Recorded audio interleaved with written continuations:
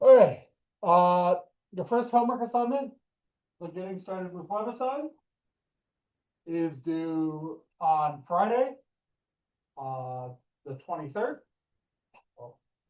Um, your first homework on actual material, the chapter 1 homework, is due on Thursday, the 29th.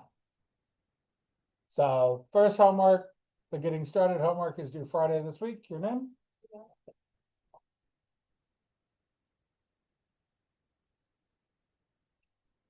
And the homework on chapter 1 will be due Thursday next week. The chapter 1 quiz will be Thursday this week. We're finishing chapter 1 today. There will in the SI session. And there will be our first lab today. We will have our first lab today. Any questions? Okay, we'll get started. So all measurements have an inherent error. There's a difference between the experimental and accepted value for any measurement. And we can talk about how we're off from that error in sort of two ways. There's two ways that you could be off from your expected value. The general way, sort of a measure of sort of the systematic way you're off, is accuracy. Accuracy is the magnitude of agreement. It's how close your measurement is to the accepted value. And it's measured through percent error. Precision is a measure of how finely your measurement technique works.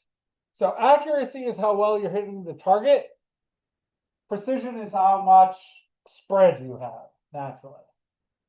So precision is the magnitude of agreement between several measurements taken in the same manner, measured through significant figures. And significant figures include all the digits of a measurement that are known with certainty, plus the last digit in the measurement that is estimated. So here we have two examples, and we want to figure out which one demonstrates greater accuracy. We have a rock sample with an accepted mass of 500 grams that is experimentally determined in the field to have a mass of 499 grams, versus another rock sample with an accepted mass of 2 grams, which is in the field experimentally determined to be 1 gram.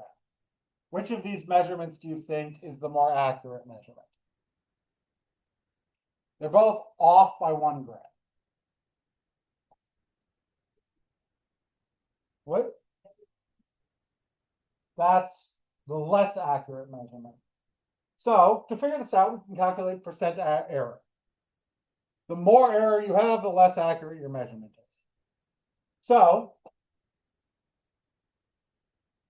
409, and that's the way we calculate percent error, is it's the experimental value minus the accepted value. So it's the difference between what you measured and what the real value is, or the accepted value is, divided by the accepted value times 100%. So in the case of you're 1 gram short on 500 grams, it's 499 grams minus 500 grams. So -1 divided by 500 grams. Then times 100 to turn it into a percent. That has a percent error of -2%. Now, when you have 1 gram minus 2 grams, that's again -1 gram. They're both off by 1 gram short. Divided by the 2 grams, that's -50%. So the first is off by 0.2%, the second is off by 50%. And they're both negative because it's less. So which measurement will you think was the more accurate one? The one that was off by 0.2% or the one that was off by 50%? Yeah. So this was the more accurate measurement because the error is a smaller portion of the whole. it's not a big deal. It's less of a big deal if you're off by 1 gram out of 500, as opposed to being off by 1 gram out of 2. Now, the problem here is that your scale probably has something wrong with it, and it's measuring everything 1 gram short. So there's some systematic error here. But that's, the idea about accuracy. Now, here is precision. Precision is sort of a measure of how precise, to what detail your instrument can measure to. So here we have two measurements. We have just 2 grams, and we have 2.000000000. I think I said enough zeros. Grams. Which of these do you think is the more precise measurement? This one? This is the more precise measurement. This one, I know that this is 2 grams. It might be 1 gram, it might be 2 grams. It could be off by a gram, or, to my knowledge, I know that I measured to only up to the whole number.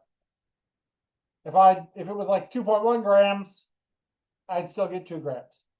But here I measured it to 1, 2, 3, 4, 5. 1, to the nearest 100 billionth. Tiny. No, 10 billion. 10 billion. Sorry. So here I know that it's very, very close to 2 grams. They're both 2 grams. They might both be exactly the same mass, but here I measured it much more precisely. And that is expressed by the number of significant figures I use. Here I only have 1 significant figure, and here I have 11. Okay. 1, 2, 3, 4, 5, 6, 7, 8, 9, 10, 11. Yes. All the zeros start to play together. So significant figures are a method for expressing measured numbers to the correct level of precision. Any mathematical operation, like multiplication, division, addition, and subtraction, should not give you more significant figures than you start with. There's a minor exception, but it will be fine for everything in this class. For example, 6.8 has 2 significant figures, and 1.67 has 3 significant figures. Therefore, for example, if I multiply these together on my calculator, 6.8 times 1.67 will give me 11.356. But because I know these measurements were only as accurate as 2 significant, precise as 2 significant figures and 3 significant figures, I need to round my answer down. I need to round my answer to have as many significant figures as the least of my inputs. So if I got 11.356, I would round it to 2 significant figures, which would be 11. Because 6.8 has 2 significant figures, so that is the restricting value.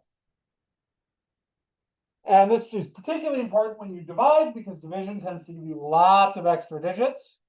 Your calculator does nothing with significant figures. It will just give you as many digits as it can. So if you divide 6.8 by 1.67, you get 4.0718563. Not all of these numbers are significant. Again, we are limited by our least number of significant figures, which is 2 from 6.8. So we will round this up to 4.1 with 2 significant figures, 1, 2. The general rule is that you only report as many significant figures in the result as there are in the quantity with the least significant figures. So when multiplying and dividing, you express the answer to the same number of significant figures as the measurement with the least number of significant figures. So 6.8 centimeters divided by 1.67 centimeters, you round off 4.0718563 to 2 significant figures and get 4.1. And there are no units because the units cancel. So the limiting term here is 6.8 because it has two significant figures. Now, technically, if you want to be perfectly precise, addition and subtraction are a little different. You should strictly use the number of decimal places. When grading, will not mark you off if you use significant figures instead of decimal places for addition and subtraction. And generally they end up the same. For example, here, 5.687 plus 11.11 gives you 16.797. This would round to 16.80. And the limiting term is 11.11 with two decimal places. But you can also see that that has four significant figures, which is what we've rounded this to. So most of the time, rounding to the number of decimal places is fine. There will be some things we do where you're explicitly told to round to a certain thing. Like, for example, today's lab, you will be explicitly told in the lab to round everything to the nearest tenth of a unit. So that you follow the instructions of the lab.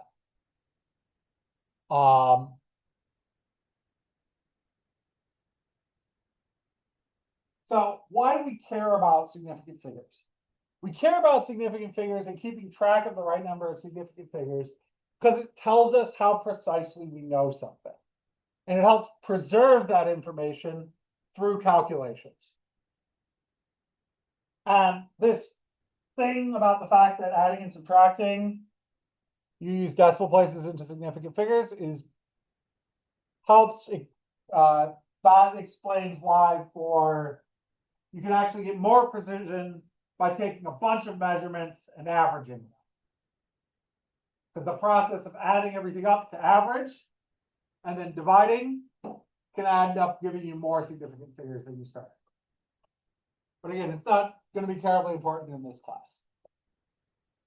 So let's consider the following. A rock sample's mass was determined in the field to be 45.666300 grams using a very precise balance. And then when brought into the lab, the volume was determined for water displacement to be 6.5 milliliters. So the situation here is they used a way more precise balance than they needed to, considering the accuracy of their volume measurements. So the density was determined to be 45.666300 grams divided by 6.5 millimeters, which is 7.025584615 grams per milliliter. Would it be acceptable to record the density as this figure? And if not, what should it be? Would it be okay for me to say that this is my density? No, because this implies that I measured all of my inputs incredibly precisely, but I didn't. I'm limited by how how precisely I measured displacement, the volume. And that's only two significant figures. So I will need to round this off. So what do you think it should be rounded to? Yep. There are two significant figures, so it rounds to 7.0 grams per milliliter.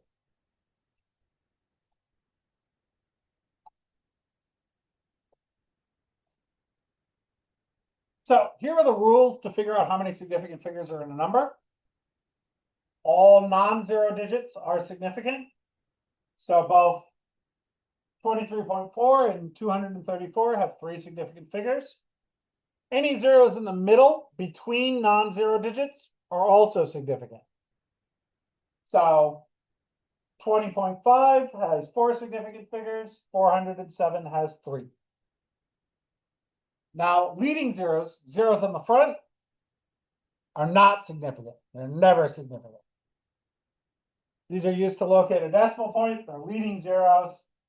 So 0.0000035 only has two significant figures. None of the leading zeros count. Trailing zeros on the back to the right of the non-zero digits, are significant if there is a decimal point. So 45.0 has 3 significant figures, but 4500 only has 2. And sometimes, in order to make sure that, if I'm using a nice round number on a test or a quiz or something, and I want to make sure that there's a clear number of significant figures, I might do something like 100 and then put a decimal point at the end to make that have 3 significant figures.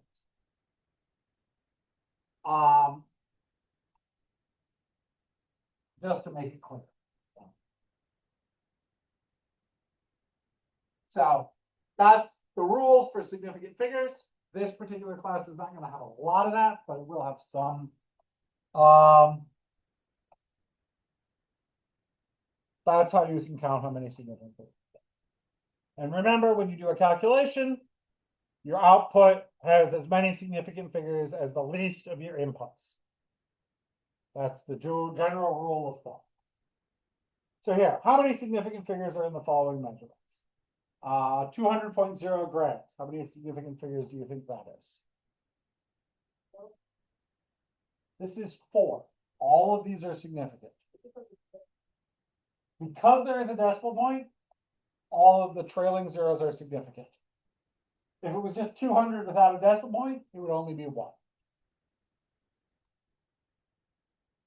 Here we have 0.00458 grams. How many significant figures do you think that has? 3 is correct. The leading zeros never count. There are no trailing zeros, but all the non-zero digits count. How about 0.00400 grams? No, there is a decimal point, so trailing zeros count. So it's also 3. These have the same number of significant figures.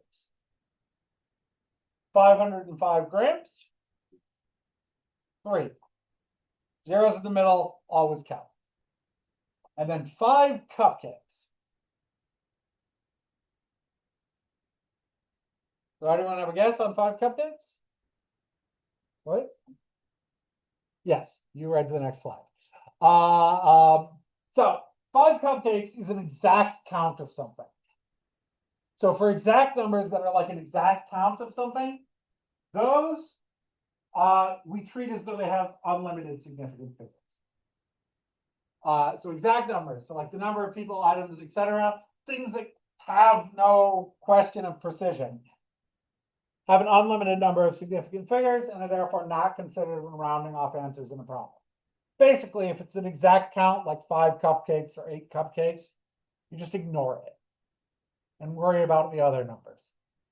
So for example, if a typical cupcake has a mass of 85 grams with the mass in grams of 8 cupcakes, well, 8 cupcakes times 85 grams per cupcake gives us 680 grams.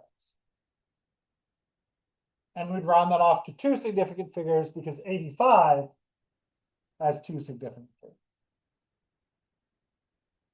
And we're going to ignore that 8 normally would only have 1 because it's an exact number.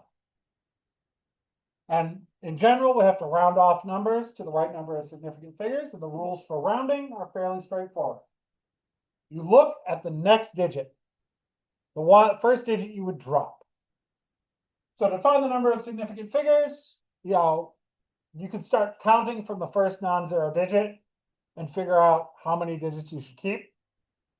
So here, 26.142, we want to round to 3 significant figures. 1, 2, 3.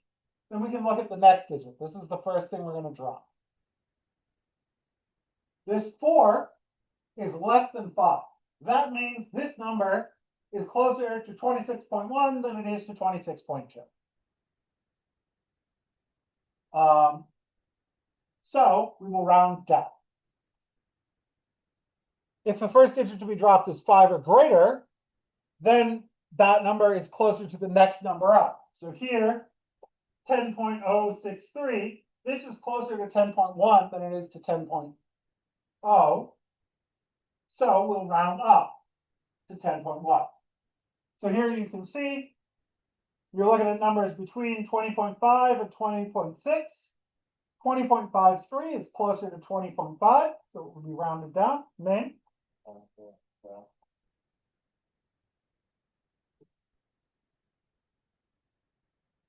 While 20.57 will be rounded up, man.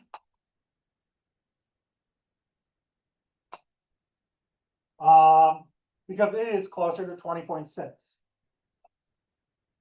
And then, as always the case, you know, if the next digit is a 4 or less, you're going to round down. If it's a 5 or more, you're going to round up. Fairly straightforward. Yes.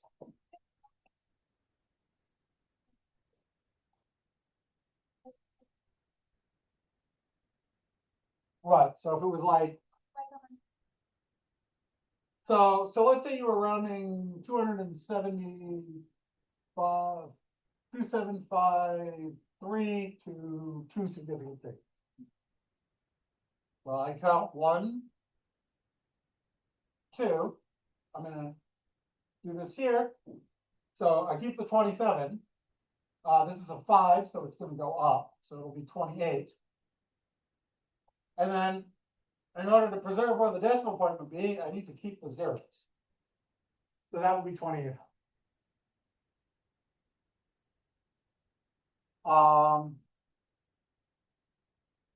And this, if this was 2753.4, it would still be 2800. You don't add a decimal.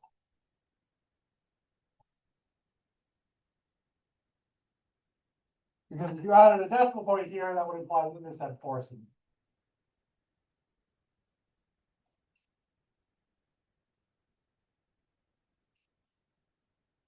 Any more questions about rounding? So here are some examples. Here is sort of a special case. If we want to round 0.0997 to two significant figures, this does something kind of tricky. Here we have 0.9, oh, there's an extra 0.0997. We want to round this to two significant figures. Well, normally we just go 1, 2, and then we go up. But 9 plus 1 is 10, and then it carries 9 plus 1 is another 10. And we get 0.100. But that has 3 significant figures. So something's wrong here. The solution is just you drop that last 0. That will only happen when you have a string of 9s like this. So that's a special case that will only happen if you have a string of 9s like that. Basically, all you need to do is that make sure your answer has the right number of significant figures. And if not, there's probably like just an extra 0 at the end that you could drop. But a much more reasonable one is like 5.0 times 356. The limiting number is 5.0 with 2 significant figures. So that gives you, when you multiply it out, you get 1780. If you round 1780 to 2 significant figures, you get 1800.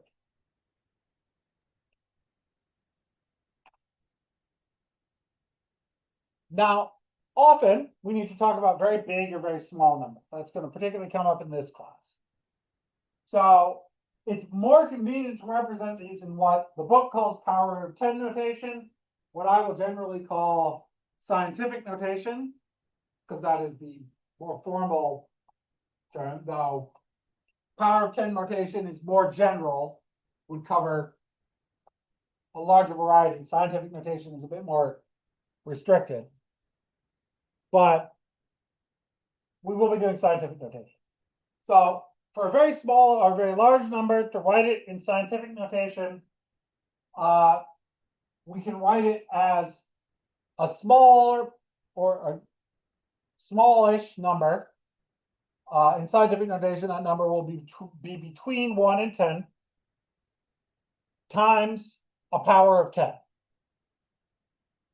Basically, this is a way to express all those extra zeros, either on the front or on the back, by just writing a power of 10 to tell you how to displace them.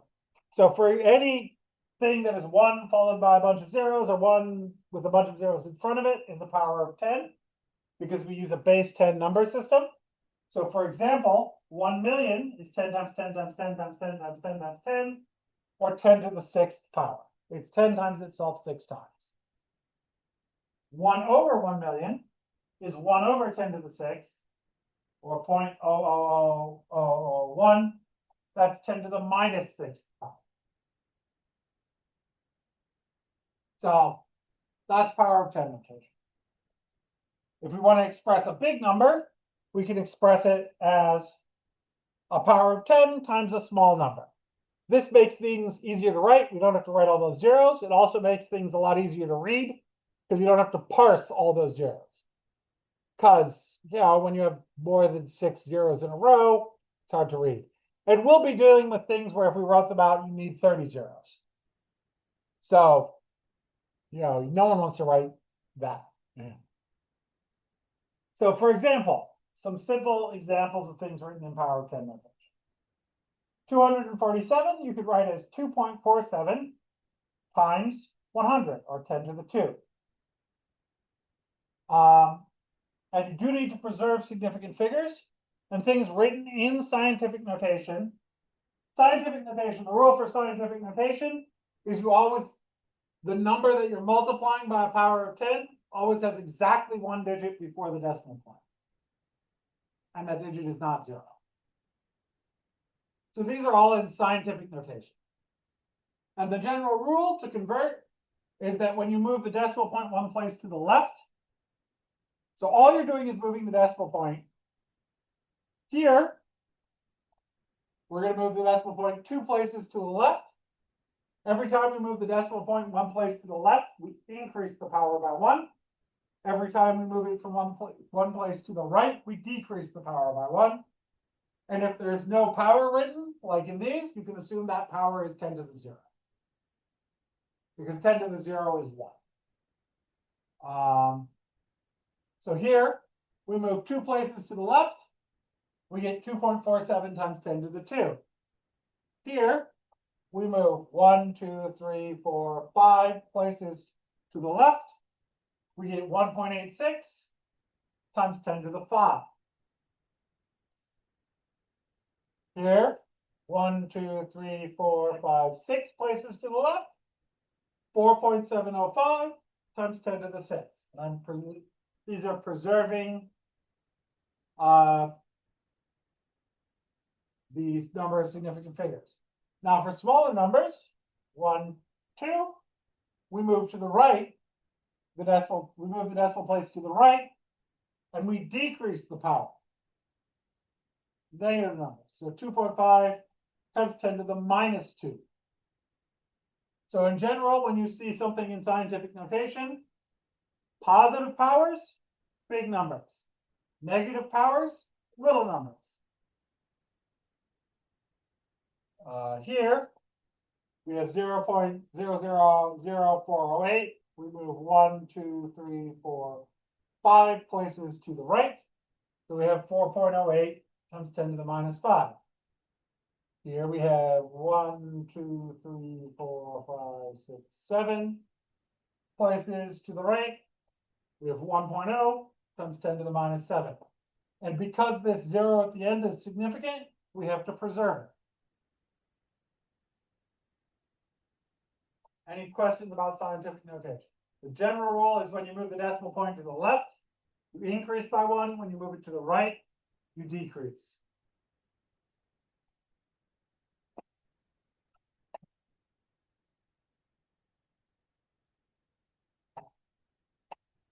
So here, let's express the average distance from the Earth to the Sun of 93 million miles in scientific notation.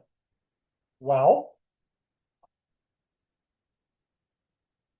if we want to write it in scientific notation, we need to put the decimal point here after the first non-zero number.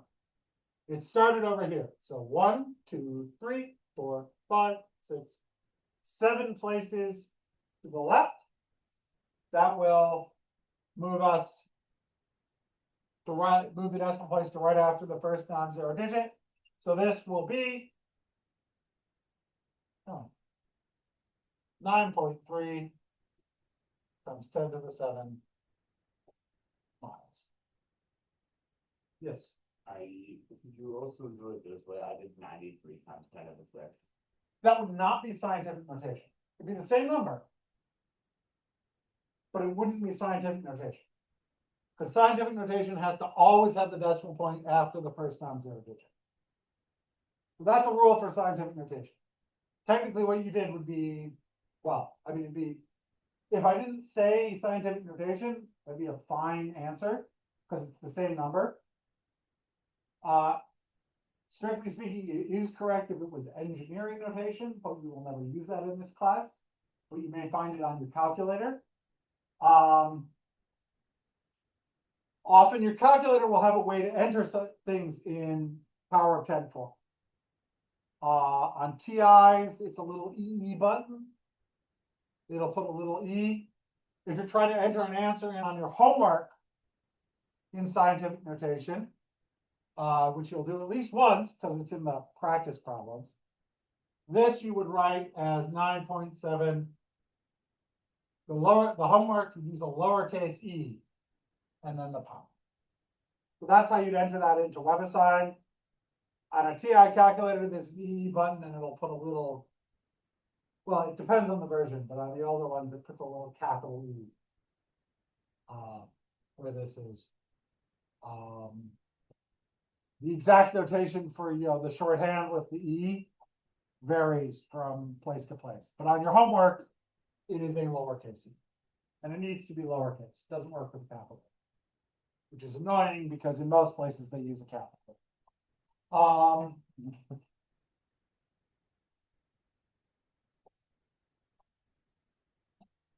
But so 93 times 10 to the 6th would still be a correct answer if I hadn't asked for scientific notation. But scientific notation is right after the first answer. And right after the first non-zero digit. So in scientific notation, the mantissa, that is the technical term for this number part, is always between 1 and 10.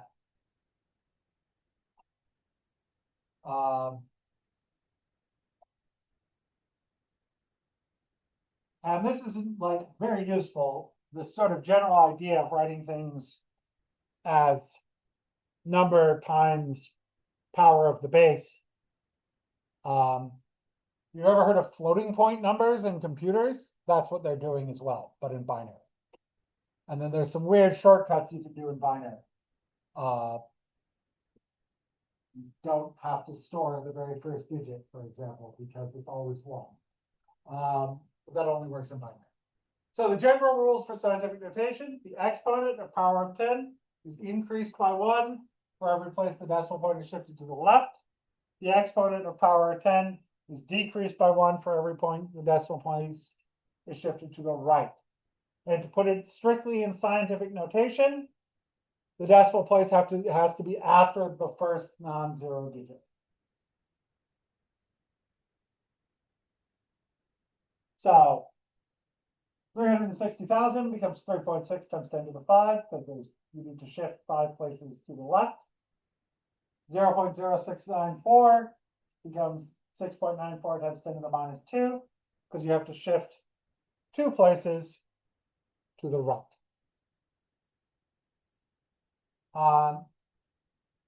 So here's some examples with rounding and scientific notation.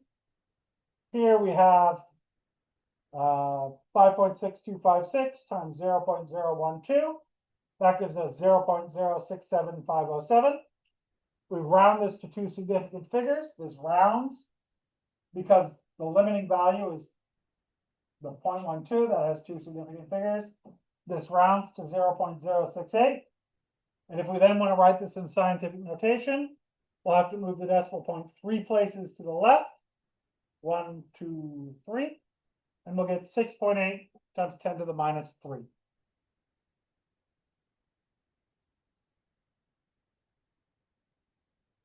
Here we have 0.024 divided by 8.05. Again, the limiting value is 2 significant figures from this. This gives us 0.002981. But that will round to 0.00 0, 3, 0, because 2 significant figures. And then we need to move 1, 2, 3, 4 places to the right, which gives us 3.0 times 10 to the minus 4. And we need to keep that trailing 0 because it is significant. So if something is written in scientific notation, all the numbers in the Manchester are significant.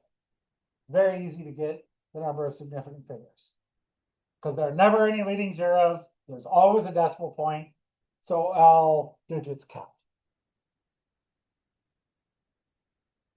So this would be 3.0 times 10 to the minus 4.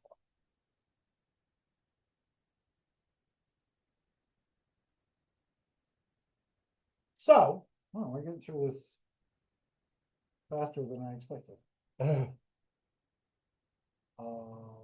Okay, so let's go over some basic tools for problem solving. So the general approach for problem solving is fairly straightforward. The most important step, read the problem carefully. Read the problem, identify the principle that applies to it, but also identify what you're being asked for. I've seen lots of students make mistakes where they answer the wrong question. Like they tell you something that's not being asked for. So read the problem, identify what the problem is about, the principle you're going to be working with, determine what is wanted. It is very helpful to write down what you're looking for and what you know. So if you list out the things you know and what you're looking for, that's very helpful. Once you've done that, so read the problem, identify the principle, write down all the given quantities with units. If necessary, make a sketch. Then determine what's being asked for, determine what's being looked for.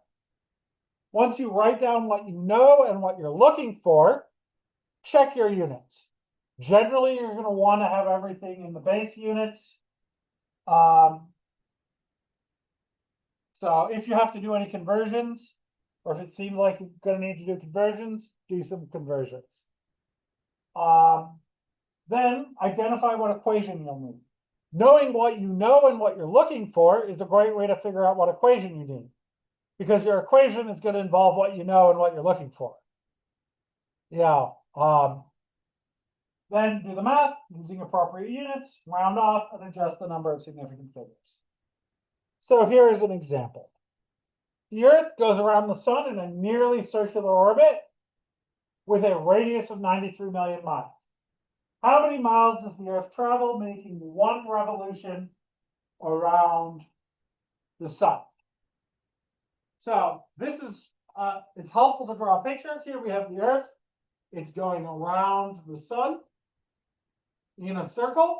That circle has a radius that is given. So we know the radius. And it's asking the distance around the circle when the Earth travels one complete revolution. Well, that's just the circumference of the circle.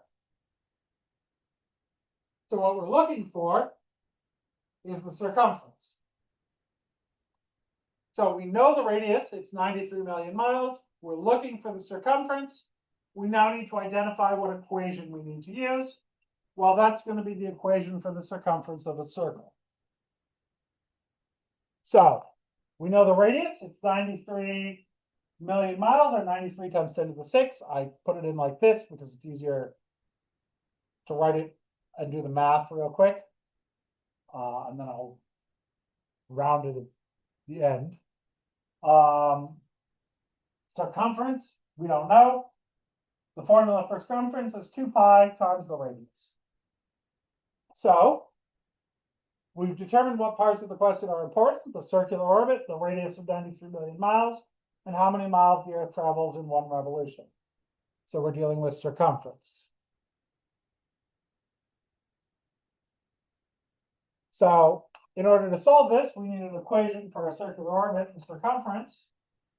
The equation for circumference is 2 pi times the radius. Our radius is 93 million miles. It's given. Our answer also needs to be in miles. So we don't need to do any conversion. Our input units and our output units are the same. We won't have to do any conversions.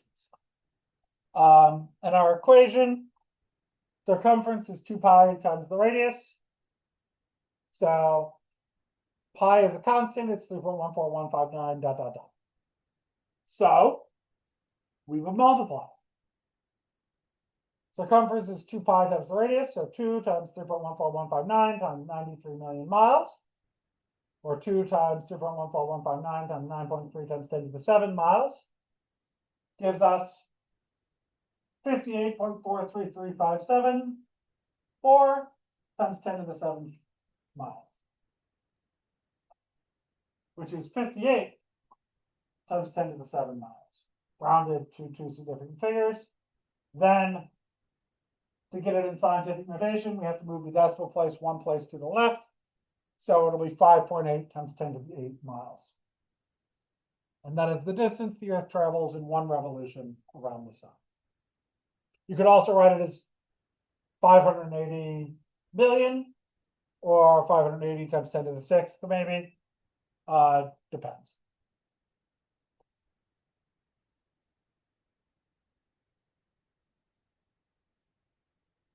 Now let's do a problem about density. Our lab today will be about density, so let's go over density.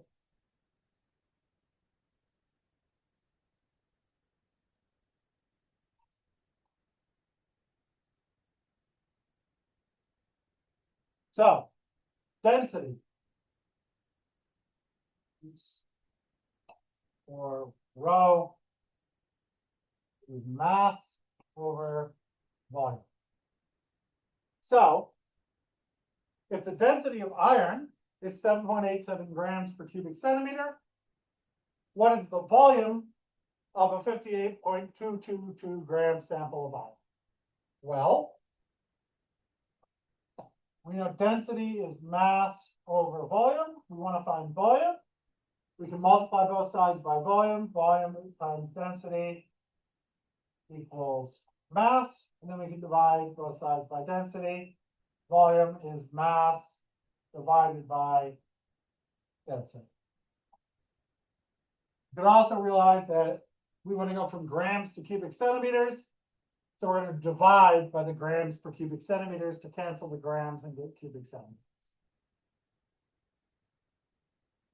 So 58.22 grams divided by 7.87 grams per cubic centimeter gives us 7.397966963 cubic centimeters. But our limitation is the density of iron, which is 7.87 grams per cubic centimeter. So this will be rounded properly to 7.40 cubic centimeters. Because we know our density to three significant figures.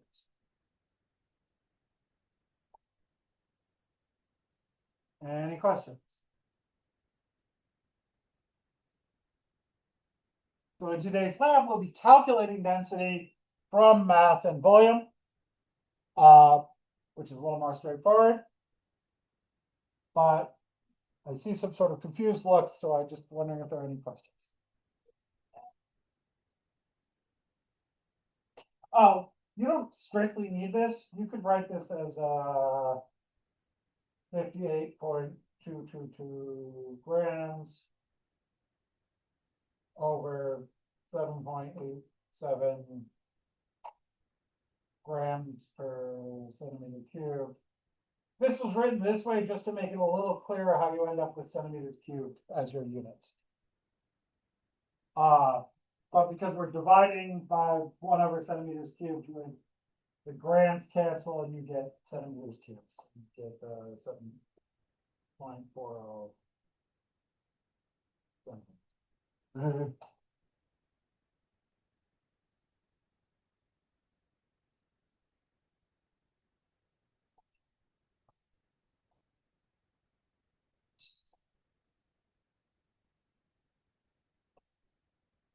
The volume is mass over density. This is our density. We're looking for volume. We know the mass. So we can use that to calculate what we're looking for.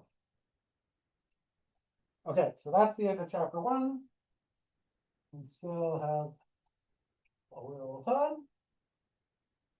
Actually quite a bit of time. So I'm probably going to start the next chapter just so we can be ahead in case anything comes up that might slow us down. So going through some review of chapter 1, which branch of earth science involves the study of the atmosphere? That's meteorology. Which branch of earth science studies the structure of the earth? That's geology. And which branch of earth science studies the planets, stars, and other bodies? That's astronomy.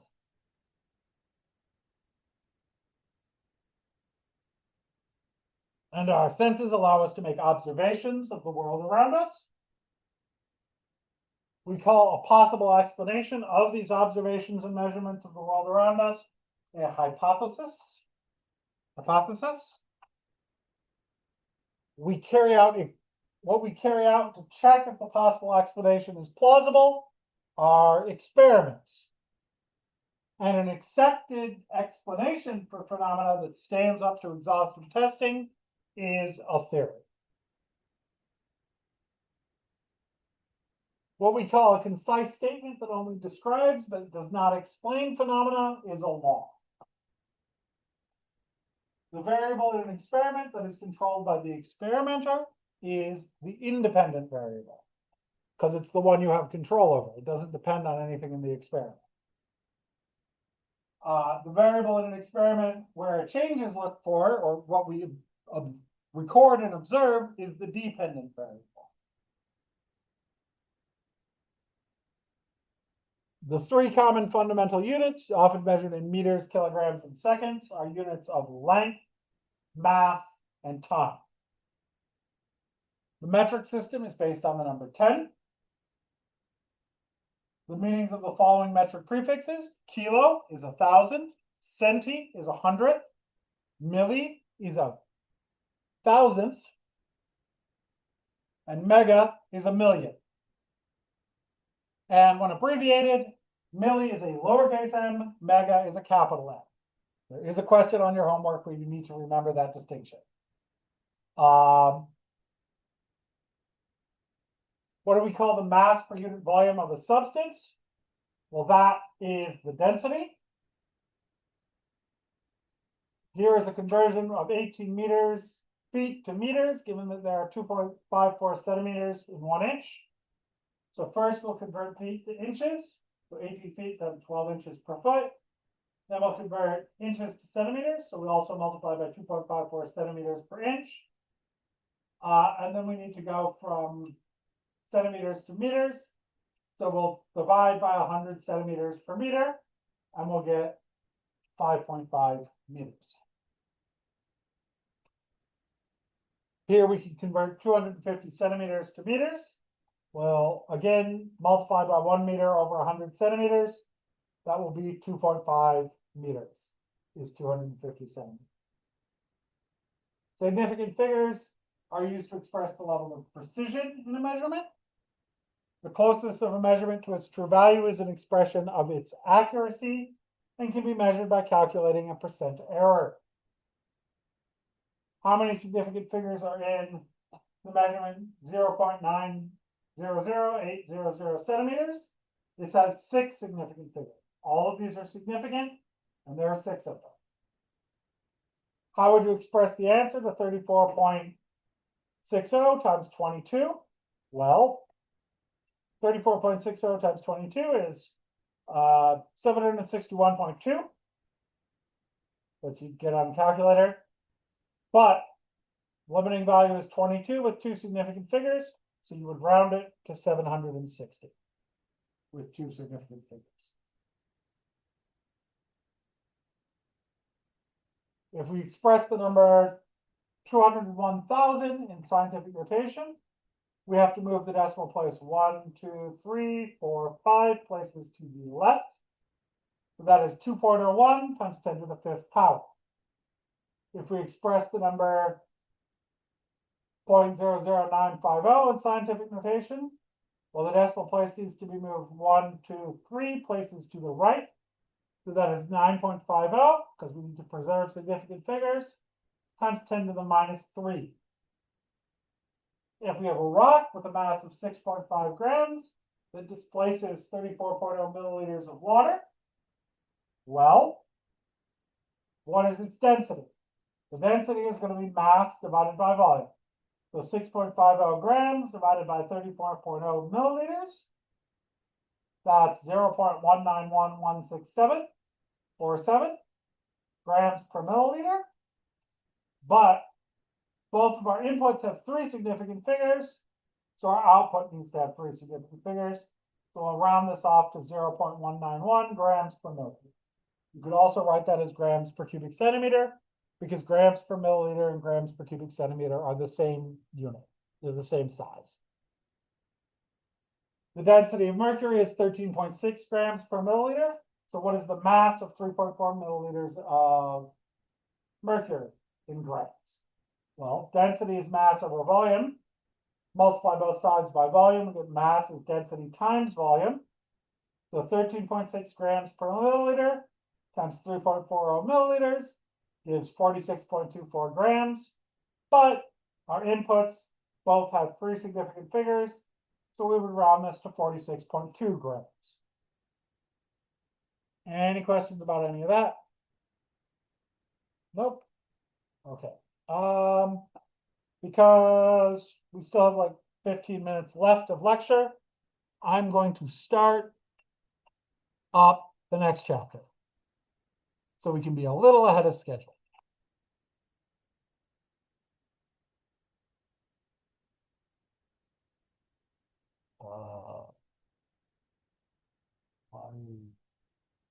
Okay,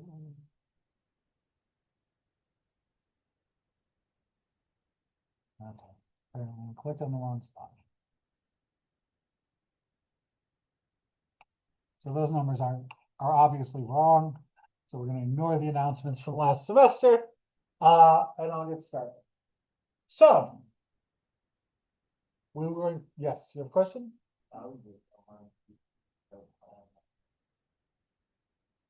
I'd like to get a little further ahead on the lecture in case something comes up, and then we'll start the lab, but we'll still start a little early. There are some bits that are a little tight on the lecture. I'd like to make sure we're ahead of schedule rather than behind.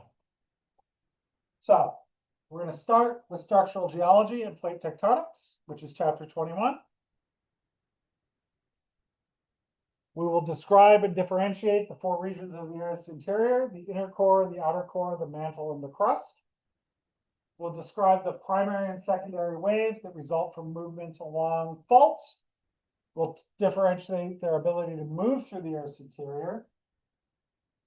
And we'll describe the lines of evidence that led Alfred Wegener to suggest the Earth's continents have moved, including evidence provided by continental drift, fossil records, and ancient climates. We'll discuss why continental drift was rejected when first proposed by Alfred Wegener. We'll discuss the evidence for seafloor spreading and magnetic reversal of the Earth's poles, and how this information enhanced Wegener's proposal of continental drift and led to our modern understanding of plate tectonics. We'll talk about the differences between continental and oceanic crust. We'll talk about the characteristics of the 3 types of boundaries between tectonic plates: divergent, convergent, and transform. And we'll describe examples of geologic features that are associated with these boundaries.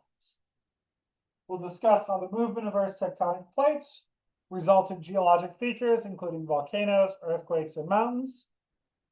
We'll talk about the difference between the focus and the epicenter of an earthquake. We'll differentiate among the different types of faults: normal faults, reverse faults, thrust faults, and transform faults. We'll describe the processes involved in mountain building and tsunamis. So this is geology. So geology is the study of the planet Earth, its composition, structures, processes, and history. And we're going to look at the basic structure of the Earth's interior. We'll see how plate tectonics is the primary mover of the Earth's outer shell, and how it is related to mountain building, continental drift, earthquakes, volcanoes, and seafloor spreading. So, despite many remarkable scientific advances, most of the Earth's interior is entirely unreachable.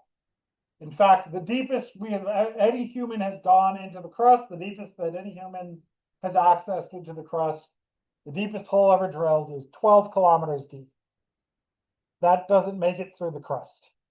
That's a tiny, fraction of the diameter of the Earth. So it turns out the main way we figure out what's going on inside the Earth is a little less direct. One of our best tools we have is actually earthquakes. The waves from earthquakes travel through the Earth and are affected by this. So it's like like how you can use sound to image the inside of your body with an ultrasound. We use earthquake waves to image the inside of the Earth. Additionally, we can look at meteorites. Meteorites, we think, are pretty much the starting material, are leftovers from the starting material of forming the solar system. So they give us information about sort of what the raw material that the Earth was made from was. Spacecraft measurements of gravity and magnetic variations allow us to help determine how the inside of the Earth varies. And then high pressure and temperature laboratory experiments on rocks give us an idea of how those rocks will act at the pressures and temperatures we believe are occurring inside the Earth. So the best tool we have for visualizing what's going on inside the Earth are, in fact, the waves from earthquakes. And these don't need to be big earthquakes. So there are, in fact, hundreds of earthquakes a day, but they're mostly very small. But those waves still travel through the ground and are affected by the material they travel through. So during an earthquake, some of the vibrations will travel completely through the interior of the Earth. And this can provide information about the interior of the Earth, how they're affected, how they're bent, things like that. So scientists can use the speed and direction of these waves to identify the types of materials through which they move. Because they'll move at different speeds through different materials. They'll change directions as they pass from one material into another, things like that. So the waves from an earthquake come in two basic types. There are surface waves and body waves. Surface waves are not very useful for imaging the inside of the Earth because they're on the surface. They do the most damage during earthquakes. They travel within the upper few kilometers of the Earth's surface. They're responsible for most of the damage at the surface, but they're not the most useful scientifically. Body waves, on the other hand, are transmitted in all directions through the structure of the Earth, through the body of the Earth.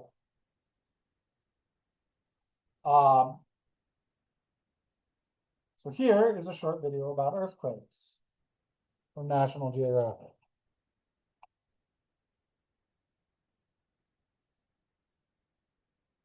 Oh, wait. I just realized something. Just a second. I have. Make sure I have the right.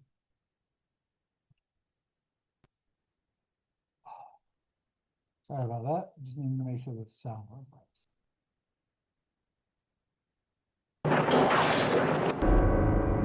April 18, 1906, California's San Andreas Fault snaps, shaking San Francisco for nearly 60 terrifying seconds.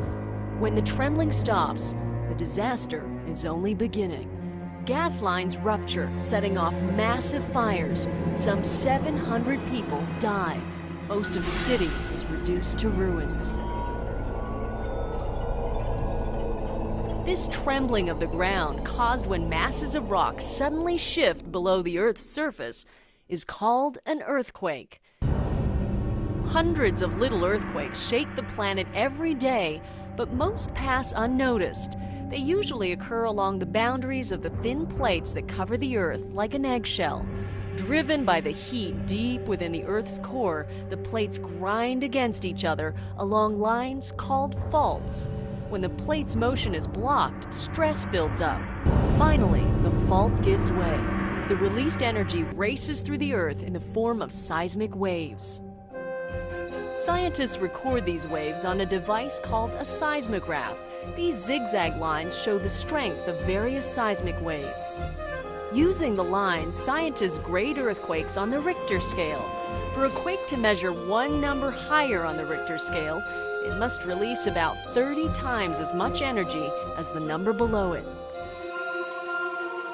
Every year, about 100,000 earthquakes rumble through the ground hard enough for people to feel them. Of these, only about 1,000 are strong enough to damage property. But a powerful earthquake can be devastating. On average, about 10,000 people die each year as a result of earthquakes. The greatest recorded earthquake ever to hit North America measured a massive 9.2. The tremor struck Alaska on March 28, 1964. A camera on board a ship docked in Valdez recorded the draining of the entire harbor as a chasm opened up on the sea floor. There's no stopping the surface of the Earth from changing and moving, so engineers are focusing on ways to create better buildings, highways, and bridges, structures that will remain safe and stay in one piece the next time the Earth begins to shake.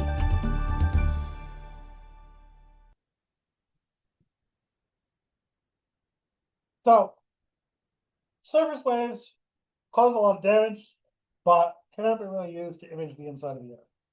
Body waves, on the other hand, can. And body waves come in two types. They are P, or primary waves, or pressure waves. There's like two names you can use for them, but they have the same abbreviation. So P waves are compressional in nature. They're a lot like sound. They're compressing and stretching. Particles move back and forth in the same direction as the wave travels, much like sound. While secondary waves are transverse in nature. They're more like a wave on a string. Particles move at right angles to the direction of the wave movement. So P waves are called primary waves. S waves are called secondary waves. That is actually because if you're recording the waves from an earthquake, the P waves come first, then the S waves. But it also happens that P waves are pressure waves and S waves are shear waves. So that is a second way that they can be P and S. But they're generally just called P waves and S waves. So P and S waves have two other important differences. S waves will only travel through solids. Because of the side-to-side motion, if they hit a liquid or a gas, they just slip. And nothing gets moved into the liquid or the gas. While P waves can travel through anything, solids, liquids, and gases. And P waves travel faster than S waves, which is why they're called primary waves. They're the first waves to be observed. And the difference in arrival times between the P and the S waves allows geophysicists to actually determine how far away the focus of the earthquake was. Because they travel at different speeds, so the difference in time between the two arrivals lets you figure out how far away the source was. So here are some animations showing P and S waves. And I think the surface wave clip is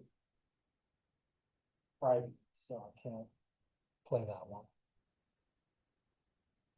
But here's an animation of P waves. You can see there's a pressure wave passing through.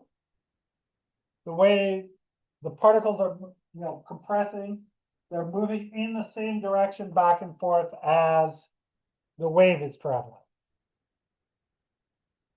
That is a P wave.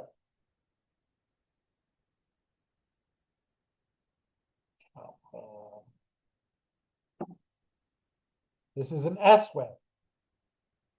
An S wave is a shear wave. It's a side-to-side motion. So you'll see the particles are moving at right angles to the direction of the motion of the wave. And if this sort of wave hits a liquid, it just slips. Because liquids don't transmit shear forces. So S waves can only travel through solids. Because the solid will pull up on the next block, but a liquid will not.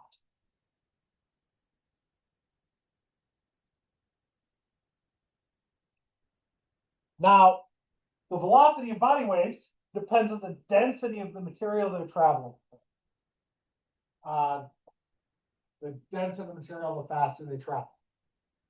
And as you go into the Earth, material gets denser. But when a wave travels from material that it travels at one speed into another, it will curve and refract because of the changing density. This is the same thing that happens when light curves and reflects in glass.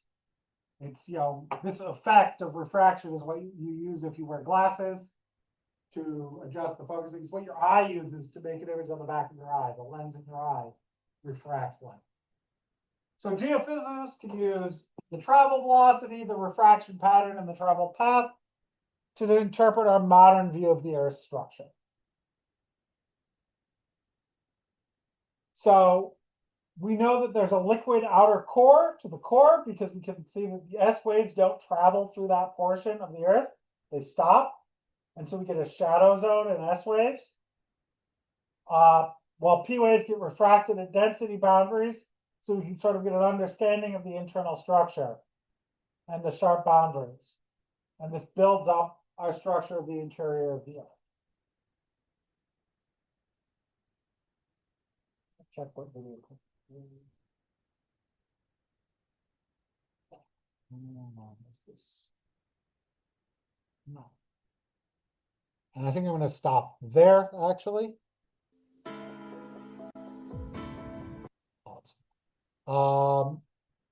And we'll get started on the lab. So let me stop sharing.